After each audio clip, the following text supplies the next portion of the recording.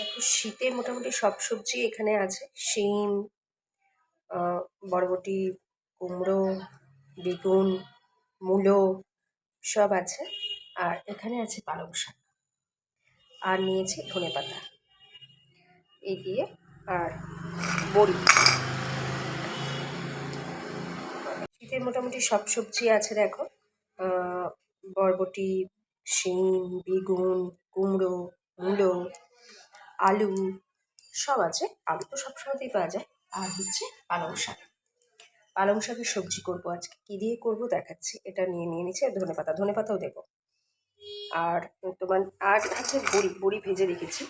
এবার কী করে করবো দেখো। 5 ফোড়ন ফোড়ন দিলাম,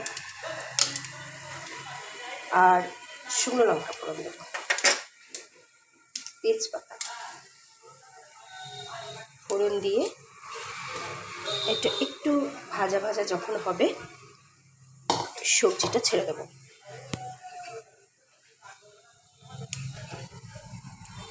একটু ভাজা ভাজা হলে সবজিটা ছেড়ে দেবো। হালকা হালকা যেই গন্ধ বেরোবে, একটা 5 ফোড়ন আর শুকনো লঙ্কা ভাজার যেই গন্ধ বেরোবে দিয়েছি। এবার সবজি একটু ভাজা ভাজা হবে।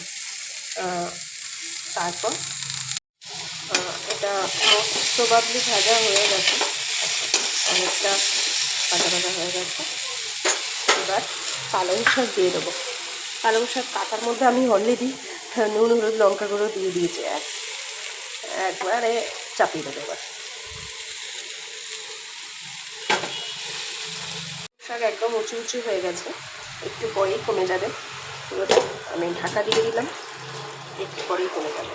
তো কমে গেছে, একদম হচ্ছে এতটা। একটু নামিয়ে দিলাম।